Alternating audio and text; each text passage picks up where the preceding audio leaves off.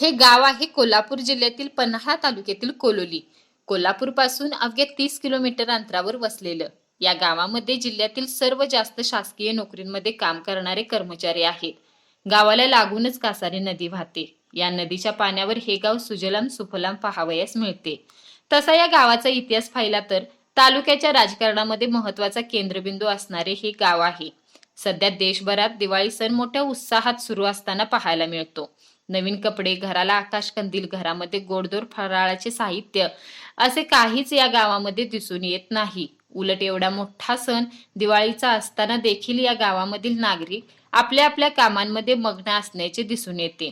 संपूर्ण देशभरात दिवाळी साजरी होत आहे, पण या गावातील गल्लीमध्ये साधा तुम्हाला आकाशकंदील सुद्धा पाहावयास मिळणार नाही, अथवा एखाद्या घराच्या दारामध्ये रांगोळी ही सणानिमित्त काढलेली पाहायला मिळत नाही. ना तुम्हाला नवीन कपडे घातलेली लहान मुले किंवा मुलांनी बनवलेले चिकलमातीचे किल्ले असा कोणताही प्रकार दिसून येत नाही. याबाबत नागरिकांशी आपण चर्चा केली, पण याबाबतचा ठोस पुरावा अद्यापही कोणाकडेही उपलब्ध नाही. तर ह्याच दिवाळीपासून अवघ्या 1 महिन्याने येणाऱ्या अमावस्येनंतरच्या पहिल्या दिवशी म्हणजेच 21 व 22 नोव्हेंबरला या गावचे ग्रामदैवत श्री गाडाई देवीची यात्रा म्हणजेच देवदिवाळी म्हणून साजरी केली जाते. या धाकटी दिवाळीला ज्या पद्धतीने आता सर्वत्र जो फराळ सुरू आहे तो फराळ बनवला जातो. घराच्या अंगणामध्ये रांगोळी काढली जाते, आकाशकंदील लावले जातात. लहान व अबालवृद्ध नवीन कपडे घालून गावासमोर फिरताना दिसून येतात. पूर्वीपासून चालत आलेली ही परंपरा आजही या गावाने कायम राखली आहे. ही दिवाळी साजरी होत नाही. पुढची दिवाळी आमच्या गावात साजरी होते. आमच्या गावात ही दिवाळी होत नाही. या महिन्यातील दिवाळी आम्ही साजरी करत नाही. ही दिवाळी आमची नाही.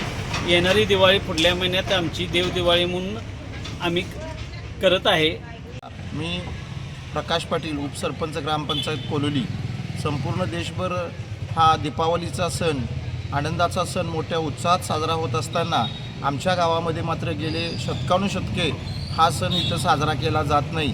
त्याला एक परंपरा आहे आणि त्यामुळं हा सण इथं साजरा केला जात नाही. संपूर्ण देशभर हा उत्साहाचा सण असताना आमच्या गावातील सर्व नागरिक, सर्व ग्रामस्थ मात्र आपापल्या शेती कामामध्ये मग्न असतात.